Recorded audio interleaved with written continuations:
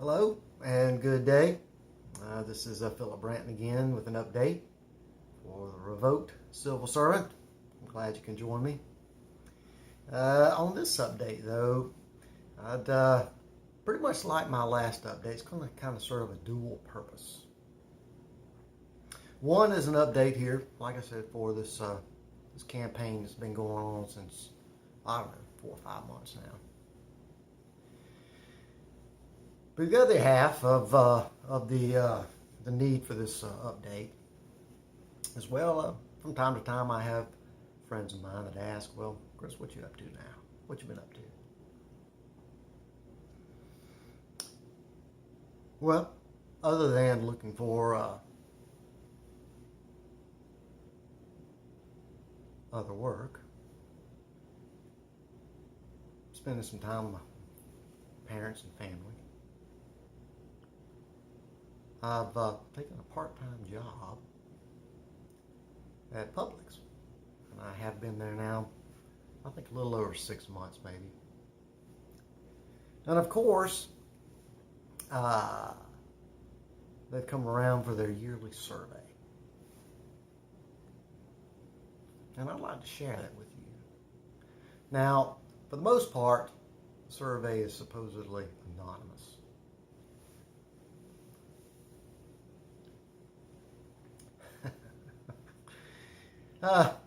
Well, with respect to my 30 years worth of experience, might as well not be anonymous about it. Anyway, so Publix each year has what they call the Associate Voice Survey. And as a part of this update, I want to share it with you. Because basically, it kind of is an analogy to some of the data that I've been collecting all along for Spay War.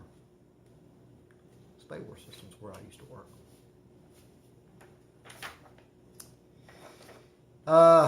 This survey, table of contents, a nice letter from the CEO, Todd Jones.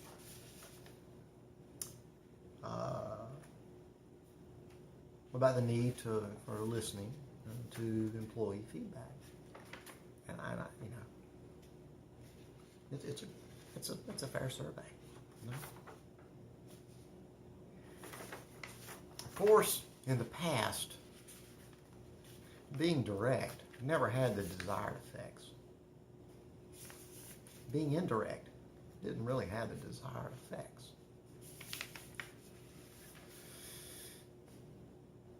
My opinion is no more valuable than the other, 140,000 employees, or how many we have here at Publix. Okay. No more, no less. But the survey starts off, though, with a section called My Store. And of course, it goes from 0 to 5. 0 being not enough information. 1 is strongly disagree. 3 bumps on up to either neither agreed or disagree. And then 5 is all the way strongly agree. So questions 1 through 8.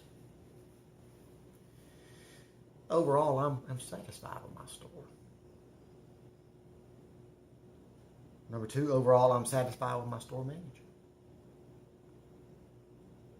Overall, I'm satisfied with my coworkers.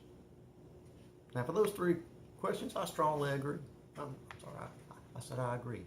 No, I put 4 out of 5. The only reason I didn't put 5 is I really don't have enough experience with other public stores to really make a comparison.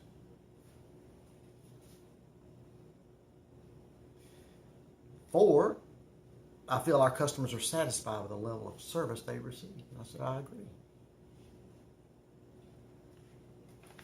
time that I've been there, in addition to the years that I have shopped at Publix, I agree. I mean, from time to time, you're going to get customers that they're looking for something either A, we don't have or don't stock, or just a chain of events that you just really can't satisfy for some extraneous reason. My coworkers are committed to providing outstanding service to our customers. Now, I strongly agree with that one. I put a 5. Because as I've observed my coworkers, even when some of them kind of come in and they're kind of in a bad mood, either A, cause of traffic, or some other reason,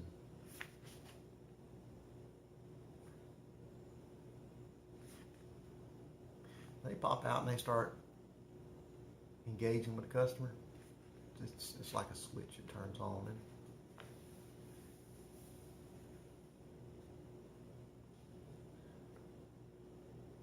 they're good. They're a good team.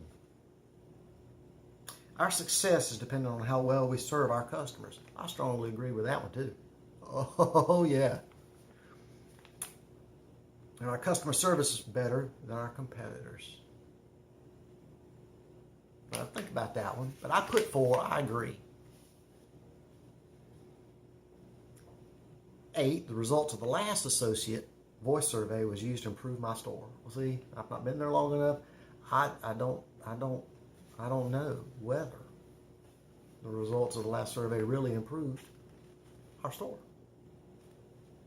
I would hope that it would have, but I don't have that experience to make that call. And the lights went out. There is an overall 46 questions. The next section was my immediate manager. Questions 9 through 19. I agreed with every answer. Every question. And there was one, my manager emphasizes the importance of customer service. I strongly agree with that one. My immediate manager, Jim Edmonds, along with all the others,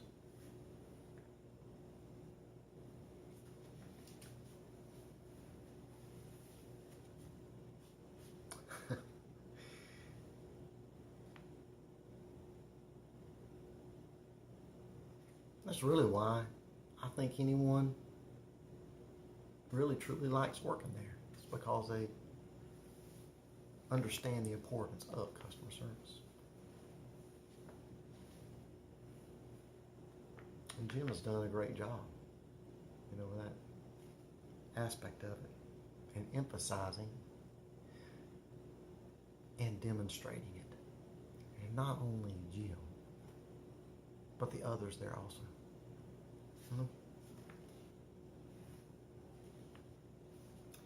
My Publix. Now, this is the following questions are specifically to Publix as a company.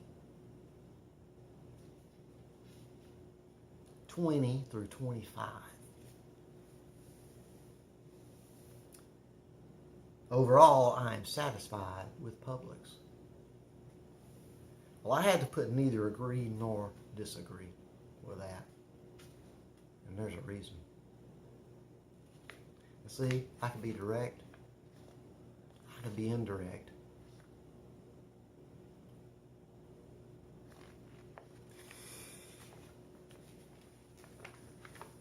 But to tie some of my previous work in this campaign with this segment and update,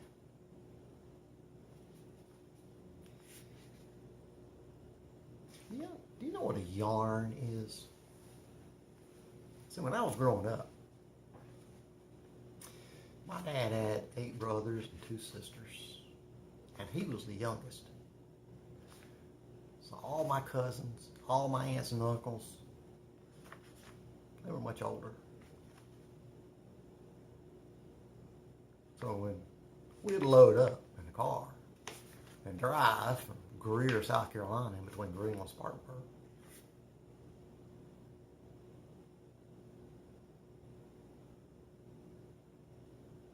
sometimes in an old VW Bug with the meat over the back seat of the Bug.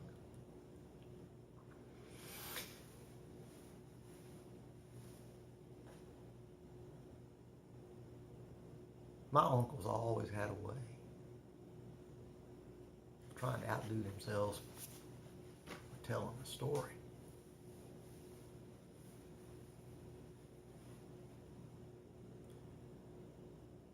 Of course, I was young.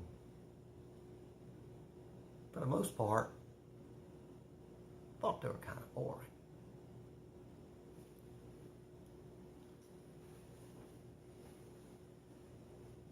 Till one day old Uncle Charles Stennett, was down in his barn. Charles, the type of guy, he really never spoke that much. Till you got him one-on-one.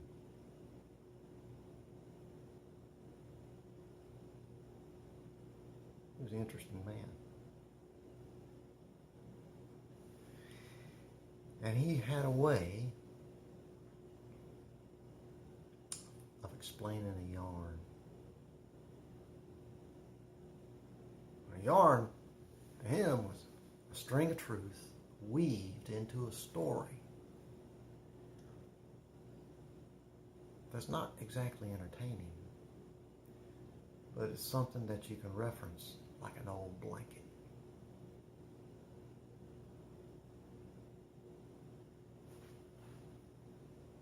You see, sometimes they'd sit out on the back porch. Charles, he'd spit in his spittoon or fire up his pipe.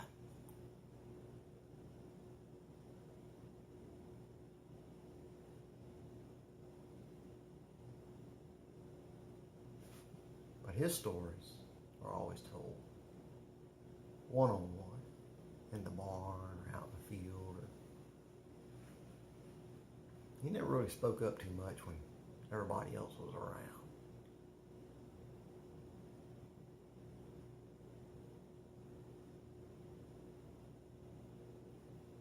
I remember him saying one time, I'd rather sit back and watch how everybody else is taking in the story. Who's listening and who's not. That was my Uncle Charles.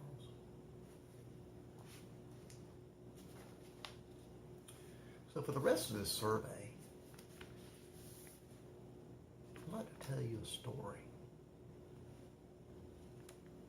A story that you've heard, but yet you haven't. It's a story of old George Jenkins. Everybody goes through training there. Publix. Guys know the story of old George, see.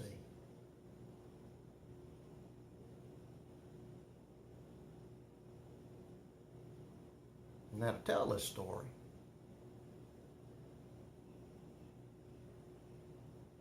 see, old Uncle Charles, he'd take on a little character. He'd use his glasses, kind of like as a weapon, you know, as he is talking to you.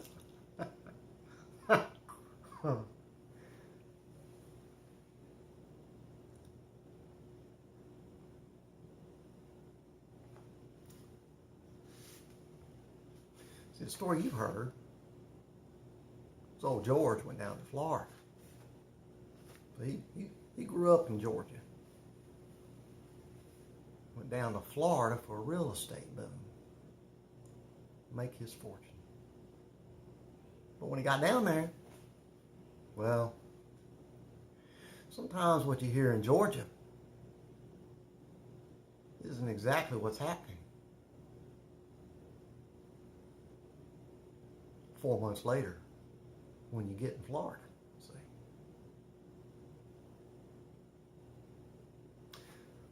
So by the time George left old Harris, Georgia, and his dad's convenience store, and drove all the way down to Tampa, he probably took a bus or hitchhiked. It doesn't ever really say whether he had a car or not back then, see. Because he was 17 years old.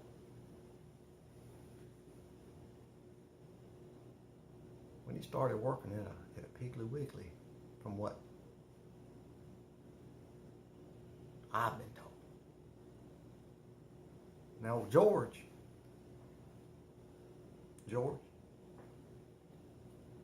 because of his experience with his dad's convenience store, those managers at Piggly Wiggly,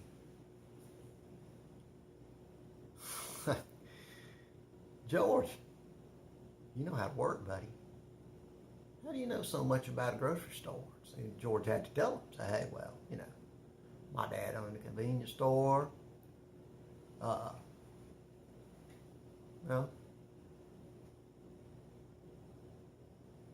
I went to school, know how to count and add and read. See, my dad probably never finished high school, see. Like old George probably did before he left out. To go down to Tampa to make his fortune in the real estate boom. You see.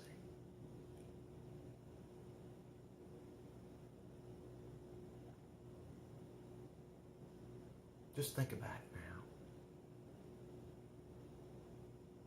You're in Tampa. It's hot. It's the 1930s.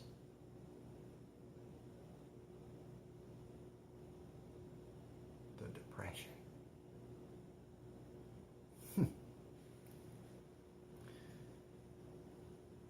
Think now. The 1930s in Tampa, Florida, working for Piggly Wiggly. I bet they only had maybe one, maybe two television stations. You see. Maybe they had 10 radio stations. Little AM stations, you know. They may have had one FM, maybe. I don't know. When they got their first FM high-power rock and roll station. You see.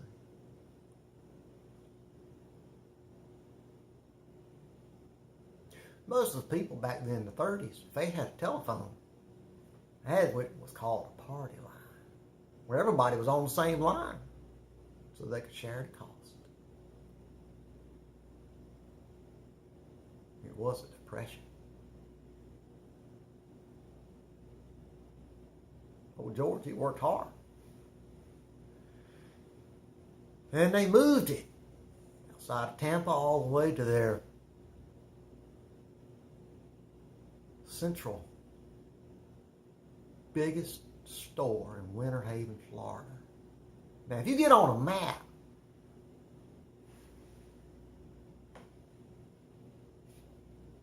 you see, you pull up the map on your little phone that you got in your hand right now. You can use Google Earth. You can zoom right in on Winter Haven, Florida, right outside Lakeland. Right there in the middle of Florida. You know how hot it is there in the middle of summer with no breeze? Till about 5 o'clock in the afternoon when the breeze kicks up, maybe. Or unless there's a hurricane brewing offshore.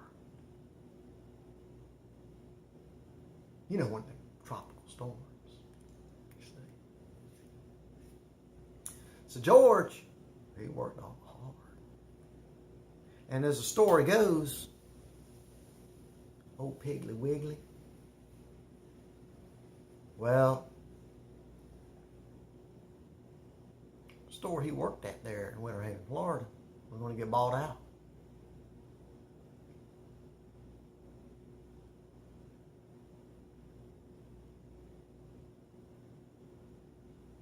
You know, I really don't remember. Did he work at a Piggly Wiggly?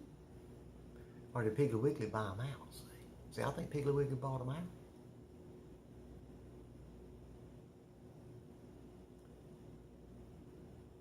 You can look it up on your phone right there in your hand. So that's the beauty of a yarn. You can sit here nowadays. You can use your phone and you can validate the yarn in the story, the yarn in the blanket. See, old George,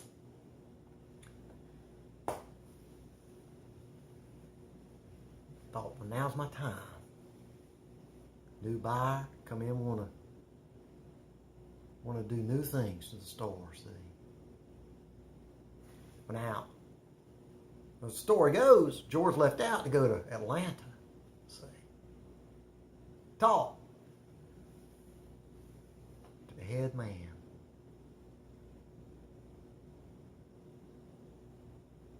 But of course, old George now, before he left,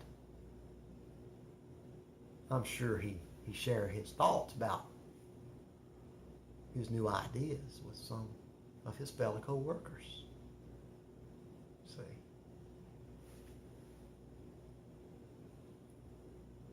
I bet one of them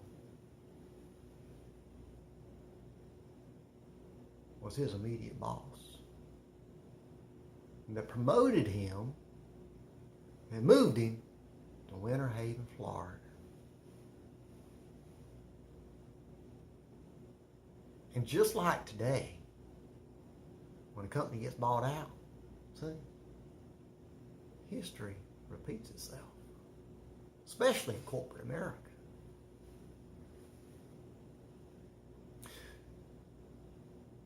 So, old George, telling his boss man about his ideas. His boss man said, well, I don't know. So George, we're getting ready to get bought out.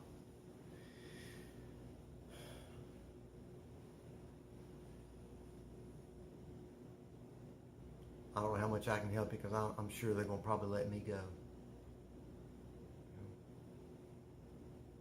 See, George felt awful about that.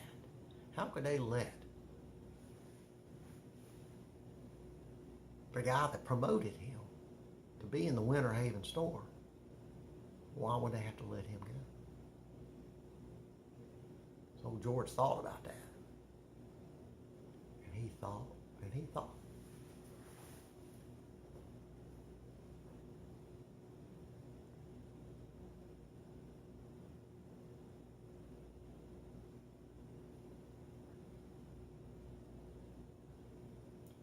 He remembers some of the things that his dad had taught him in his general store.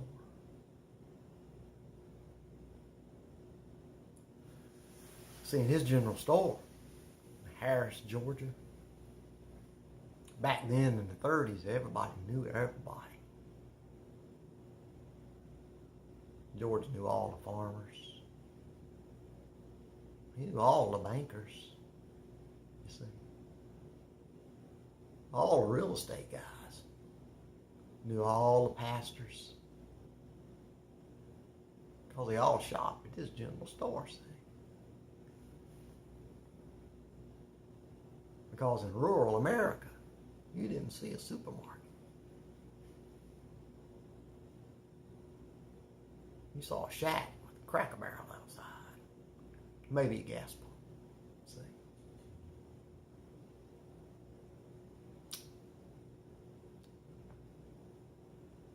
And as George is getting ready to prepare to drive up to Atlanta, Georgia,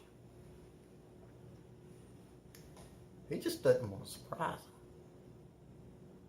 him. Just show up, not let the boss man know he's coming.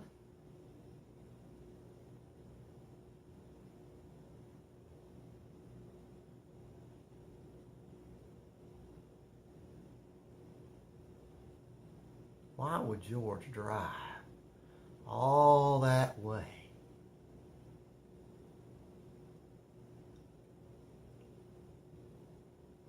to talk to a new boss man about his ideas? See?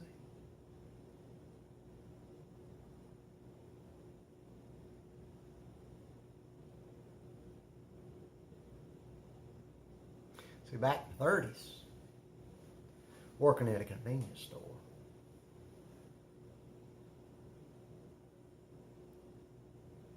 there are a lot of meetings between farmers and bankers, seed companies, and chemical companies for fertilizer, pesticides, seeds and tractor parts, and you name it. It happened at the local convenience store. That's where everybody met. You weren't going to really meet at the bank, you see. And a farmer,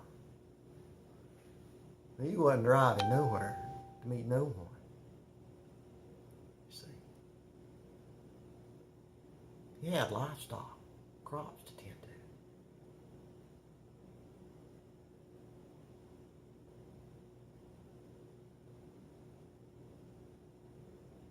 It was only 50 years after the Civil War, see.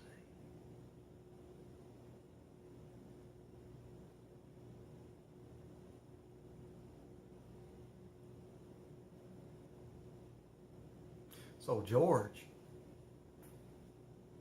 he had to call his boss. See, once he got on the phone, he had to kick about 5 or 6 other women off. Because, see, it was a party line.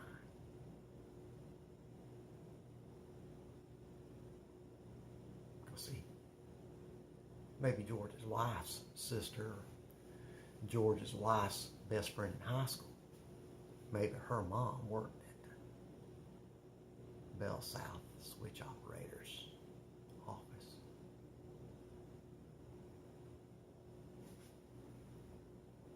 So when George made that call,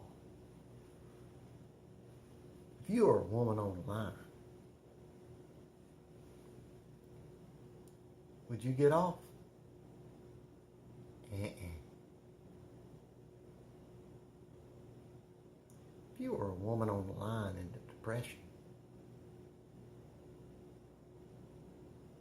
and you were an operator, patching all those calls through, a man by the name of George Jenkins, who was the manager of the biggest supermarket in the city that you lived in, and he is making a call all the way to Atlanta. Girl, you think she's getting off that phone call? She's listening in.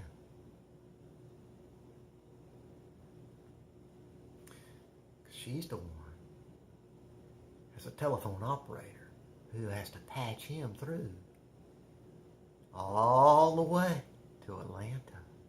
And to do that, she's got to know the switchboard operators like the back of her hand. Who to talk to? Is it Dolores? Is it Nadine? Is it Wilma?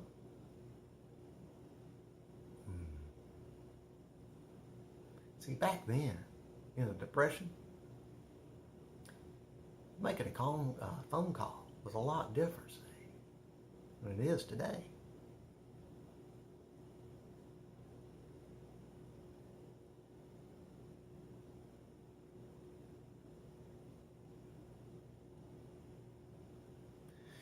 So George makes a call before he leaves out, because it's a 2-day drive.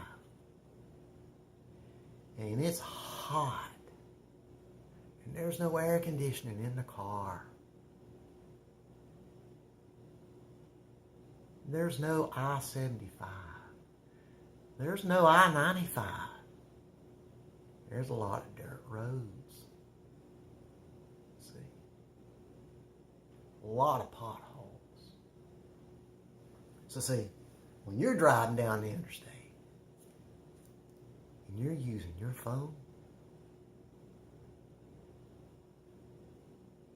think about what old George was using. He wasn't using nothing except his brain. And what was he thinking about? You think he was listening to rock and roll stations? Or do you think he was thinking about the whole time about his ideas he was going to talk over with the head honcho in Atlanta? See?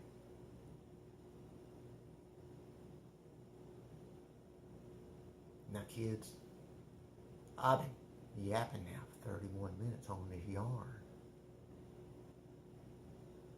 I want you to think about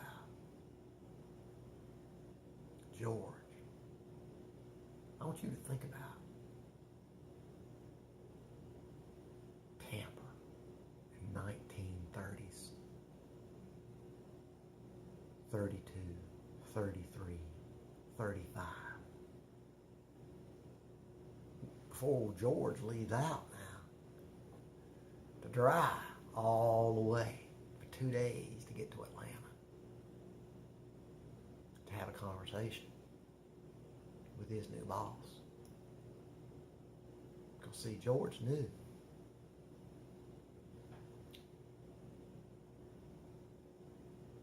he was the one getting ready to be fired. It wasn't his boss. Because see, when the grocery store gets bought out, the new grocery store moves in, and not everybody keeps their job. It's a law of financial dynamics. You see. Right now, I'm going to end this segment because it's just getting started. This yarn is a good one. It's what we call a doozy.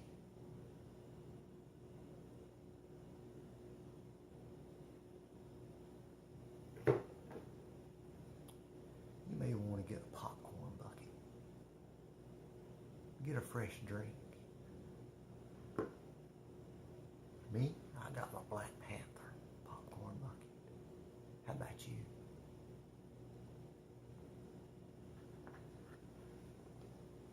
See old George, he's getting ready to take a trip. He's called on the party line. Somebody's listening in. See, he's one of the most important people in town, you see, back in the 30s. That's right. Times were different than they are today. But really, they're not that different at all.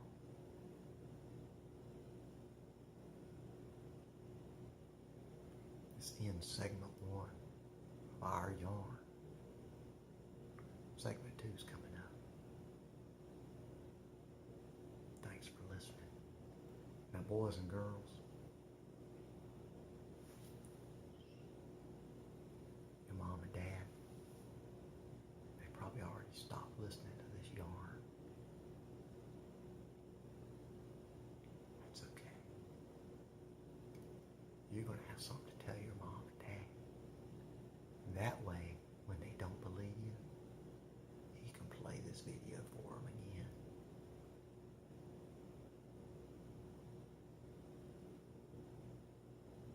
Segment 2 is coming up. This is a popcorn break. Because see, in the old days, in the old movie theaters, they used to have an intermission.